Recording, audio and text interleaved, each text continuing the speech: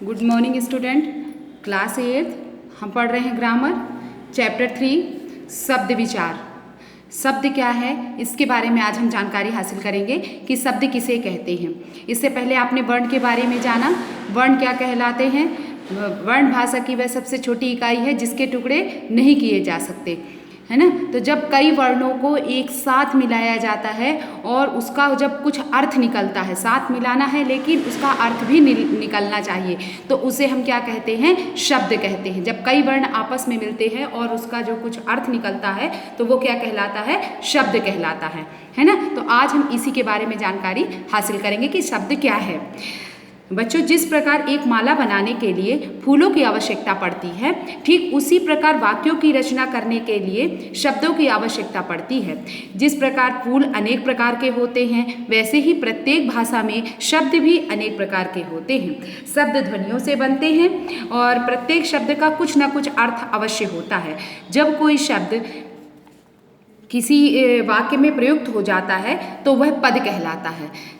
ठीक है, जब वो कोई शब्द जो है वाक्य में प्रयुक्त होता है तब वह पद बन जाता है। अगर हम केवल ये कहें कि खरगोश जैसे कोई शब्द कहते हैं तो वो केवल शब्द है, लेकिन खरगोश सफ़ेद रंग का है तो ये पूरा वाक्य हो गया। तो जो इसमें जो शब्द हैं उन्हें हम पद कहेंगे। तो वाक्य में जब आते हैं शब्द तो उन्हें हम पद कहते हैं। इस प्रकार आपकी परिभाषा क्या हुई? निश्चित अर्थ देने वाली ध्वनि या वर्णों का सार्थक समूह शब्द कहलाता है। ठीक है, अंडरलाइन कर लीजिए। आपको ये परिभाषा जो है अपनी नोटबुक में लिखनी है कि शब्द किसे कहते हैं? निश्चित अर्थ देने वाली ध्वनि या वर्णों का सार्थक समूह शब्द कहलाता है। इससे पहले मैंने आपको परिभाषा बताई थी कि शब्द किसे कहते हैं? शब्द वर्णों के सार्थक समूह को शब्द कहते हैं। तो आपको वही याद होता है तो आप वही लिख लीजिएगा कि वर्णों के सार्थक समूह को शब्द कहते हैं। ठीक है, इसके बाद है हिंदी में अनेक भाषाओं के शब्द मिले हुए हैं। मतलब जो शब्द बने हैं वो कई भाषाओं से मिलकर बने हैं। तो इनमें कुछ शब्द संस्कृत से आए हैं तो कुछ फारसी से आए हैं। तो अभी तो हमने शब्द के बारे में जाना कि शब्द किसे कहते हैं। ठीक, तो शब्द जाना कि शब्द कहलाते हैं वर्णों की सार्थक ध्वनियों को कहते हैं। ठीक है, तो वो शब्द कहलाए। अब हम ये जान रहे हैं कि वो जो शब्द हैं वो कहाँ कहाँ से आए और कैसे बने। अब हम उनके बारे में जानकारी हासिल करते हैं। तो उनमें से जो शब्द हैं वो कुछ संस्कृत से आए हैं, कुछ अरबी, कुछ फारसी, तुर्की, अंग्रेजी भाषाओं से आए हैं। कुछ निरर्थक शब्दों से भी आए हैं जिनका कोई अर्थ नहीं निकलता, जो कभी कभी सार्थक शब्दों के साथ मिलकर उनके अर्थ व्यंजन को विस्तार रूप देते हैं, किंतु ऐसे शब्दों का कोई शाब्दिक अर्थ नहीं होता। मतलब अलग से अगर उन शब्दों को कहा जाए, जैसे चाय वाय, तो जब जैसे चाय वाय कह रहे हैं तो चाय का तो मतलब है लेकिन वाय का कोई मतलब नहीं है, लेकिन चाय के साथ वाय लग गया है तो चाय वाय मतलब समझ में आ रहा है कि ये कहना चाहता है कि चाय के साथ और कुछ है ना। और इसी तरह जैसे अगर हम वाय भर्स कहें तो क्या समझ में आता है कि वाय मीन्स कुछ होता है, वाय मतलब कुछ भी नहीं होता। तो इसलिए चाय मतलब वाय जो है निरर्थक शब्द है जिसका जो इस्तेमाल हमने सार्थक शब्दों के साथ किया तो वह भी अपना विस्तार प्रदान शब्दों का विस्तार हो गया, तो शब्दों विस्तार में काम आता है। जैसे मैंने रोटी वोटी खा ली, तो रोटी सार्थक है लेकिन वोटी मतलब तो कुछ होता नहीं है, लेकिन रोटी के साथ वोटी खा ली मतलब कि वोटी जो है निरर्थक शब्द है और लेकिन शब्दों को विस्तार देने के लिए काफ़ी है। शब्दों की विशेषताएं, शब्दों की अब हम पढ़ेंगे शब्दों की विशेषताएं क्या होती हैं। शब्द वर्णों के मेल से बनते हैं। पहली विशेषता ये है कि शब्द किससे बनते हैं? वर्णों के मेल से बनते हैं। दूसरी विशेषता ये है प्रत्येक शब्द का एक निश्चित अर्थ होता है।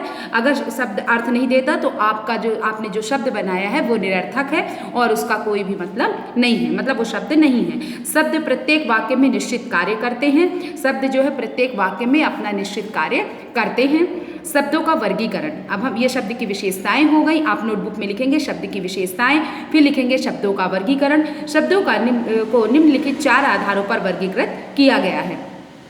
शब्दों को 4 भागों में बांटा गया है: प्रयोग के आधार पर, स्रोत के आधार पर, अर्थ के आधार पर और रचना के आधार पर। इन 4 भागों में शब्दों को बांटा गया है। पहला प्रयोग के आधार पर, स्रोत के आधार पर, अर्थ के आधार पर और रचना के आधार पर। इन 4 भागों के आधार पर बांटा गया है। अब हम आते हैं सबसे पहले प्रयोग के आधार पर पढ़ते हैं कि प्रयोग के आधार पर शब्द के जो है कितने भेद होते हैं। तो प्रयोग के आधार पर शब्द के भेद, प्रयोग के आधार पर शब्द के 2 भेद होते हैं, एक विकारी शब्द, दूसरा अविकारी शब्द। पहला विकारी शब्द, दूसरा अविकारी शब्द। आप अपनी नोटबुक में भी लिखेंगे। शब्दों का वर्गीकरण 4 भागों में किया गया है। जैसे पहले आपको बताया था, लाइन वाला आप डायग्राम बनाएंगे और डायग्राम बना करके उसमें चारों बताएंगे कि कितने प्रकार होते हैं। फिर उसके बाद बताएंगे, अब डिटेल करेंगे कि प्रयोग के आधार पर शब्दों के भेद, प्रयोग के आधार पर विकारी शब्द डालेंगे, फिर उसके बाद नीचे अविकारी शब्द डालेंगे। तो विकारी शब्द क्या कहलाते हैं उनके बारे में हम पढ़ते हैं।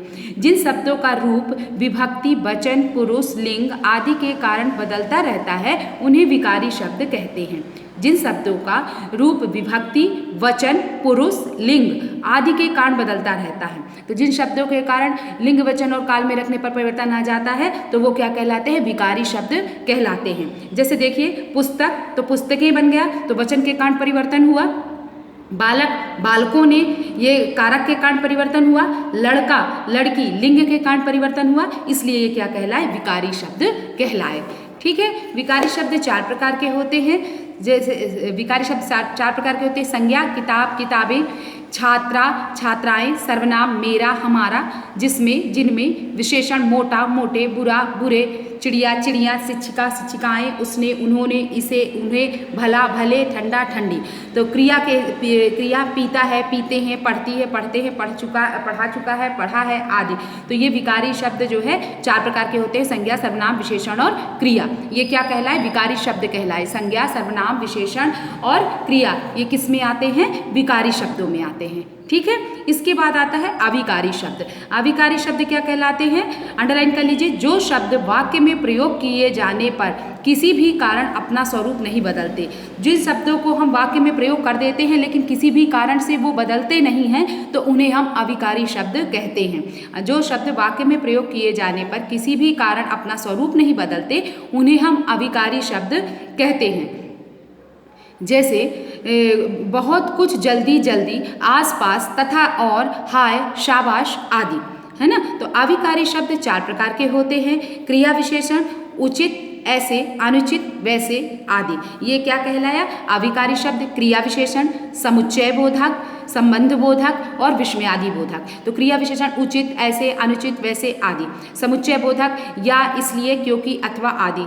संबंध बोधक बिना, तक, समेत, के, ऊपर आदि। विस्मयादि बोधक धन्य, शाबाश, ओहो, हाय आदि। ये क्या कहलाए, आपके अविकारी शब्द कहलाए। तो अभी आप पढ़ रहे थे प्रयोग के आधार पर शब्दों का वर्गीकरण। तो प्रयोग के आधार पर शब्दों को 2 भागों में बांटा गया, विकारी और अविकारी। विकारी शब्द वे कहलाते हैं जिनको हम लिंग, वचन और काल में रखने पर जिन शब्दों में परिवर्तन नहीं होता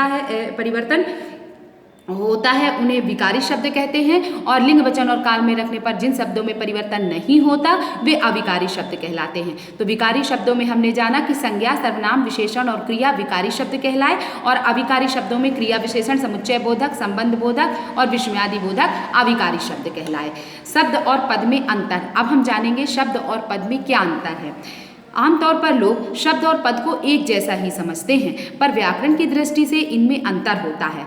शब्द स्वतंत्र होते हैं परंतु पद वाक्य में व्याकरण के नियमों द्वारा बंधे होते हैं। जैसे मोर का नाचना, ये 3 शब्द हैं परंतु वाक्य में प्रयोग होने पर उनका रूप इस प्रकार हो जाता है जैसे मोर नाचता है। मोर का नाचना क्या कहलाया, मोर नाचता है। इस वाक्य में 3 पद हैं। जब वह शब्दों का प्रयोग वाक्य में किया जाता है तो वे पद कहलाते हैं। मैं पहले भी बता चुकी हूँ कि जब शब्दों का प्रयोग वाक्य में किया जाता है तो वे क्या कहलाते हैं, पद बन जाते हैं। ठीक है। तो शब्द स्वतंत्र होते हैं और जब शब्दों का प्रयोग वाक्य में किया जाता है तो वे पद कहलाते हैं। ये है शब्द और पद में अंतर।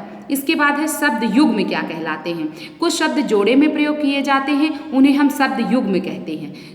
जो शब्द जोड़े में प्रयोग किए जाते हैं उन्हें शब्द युग्म कहते हैं। तो प्रश्न आप लिखेंगे नोटबुक में, शब्द युग्म किसे कहते हैं। तो शब्द युग्म कैसे कहते हैं, जो कुछ शब्द जोड़े में प्रयोग किए जाते हैं उन्हें शब्द युग्म कहते हैं। जैसे कभी कभी, रोते रोते, खड़े खड़े, पूजा पाठ, दिन दुखी, दौड़ धूप, शुभ अशुभ, दाएं बाएं, उचित अनुचित। एक ही शब्द की आवृत्ति। इसमें क्या हुआ है, पहले इसमें क्या हुई है, कभी कभी, रोते रोते, खड़े खड़े, इसमें एक ही शब्द की आवृत्ति हुई है, बार बार आया है, एक ही शब्द 2 बार आया है। और कुछ शब्द ऐसे होते हैं जो मिलते जुलते होते हैं, जैसे पूजा पाठ, है ना, दीन दुखी, तो ये मिलते जुलते शब्द की आवृत्ति हुई है यहाँ पर। शुभ अशुभ, दाएं बाएं, उचित अनुचित, उल्टे शब्द की आवृत्ति हुई है, ये मतलब विलोम शब्दों की आवृत्ति हुई है। इस प्रकार आवृत्ति होती है, मगर इन 3 प्रकारों से आवृत्ति होती है। तो शब्द युग्म वो कहलाया जो कि कुछ शब्द जोड़े में प्रयोग किए जाते हैं, उन्हें हम शब्द युग्म कहते हैं। पर एक ही शब्द की आवृत्ति ऐसे होती है, पहले या तो एक ही शब्द की आवृत्ति होगी, या तो मिलते जुलते शब्द की आवृत्ति होगी, या कि उल्टे शब्द अर्थात विलोम शब्दों की आवृत्ति होगी। ठीक है, तो अब आपको समझ में आया कि आपने आज जाना कि शब्द क्या कहलाते हैं, शब्द कितने प्रकार के होते हैं, शब्द की विशेषताएं जानी, शब्दों का वर्गीकरण जाना। शब्दों का वर्गीकरण 4 भागों में किया गया, प्रयोग के आधार पर, स्रोत के आधार पर, अर्थ के आधार पर और रचना के आधार पर। उसके बाद आपने जाना प्रयोग के आधार पर प्रयोग के आधार पर शब्दों को 2 भागों में बांटा गया, विकारी और अविकारी। विकारी शब्द संज्ञा, सर्वनाम, विशेषण और क्रिया कहलाए, और अविकारी शब्द क्रिया, विशेषण, समुच्चय बोधक, संबंध बोधक और विषयादि बोधक कहलाए। फिर उसके बाद आपने जाना शब्द और पद में अंतर, शब्द स्वतंत्र होते हैं, जब शब्दों का वाक्यों में प्रयोग किया जाता है तो वे पद कहलाते हैं। फिर उसके बाद आपने जाना शब्द युग्म क्या कहलाते हैं, कुछ शब्द जोड़े में प्रयोग किए जाते हैं, उन्हें शब्द युग्म कहते हैं। एक ही जैसे जोड़े में जब प्रयोग किया, कभी कभी रोते रोते, तो यहाँ पर एक ही शब्द की आवृत्ति हुई, जैसे रोते रोते 2 बार एक ही जैसे शब्द आए हैं, इसलिए एक ही शब्द की आवृत्ति हुई, ऐसे हम शब्द युग्म लेते हैं। या तो कभी कभी ऐसे होते हैं जैसे पूजा पाठ, तो मिलते जुलते शब्द होते हैं, और कभी कभी विलोम शब्दों की आवृत्ति की जाती है, तो उल्टे शब्द की आवृत्ति होती है, तो उसे भी हम शब्द युग्म कहते हैं। ठीक, इतना समझ में आया? जो नहीं समझ में आया डाउट क्लास में पूछ लीजिएगा।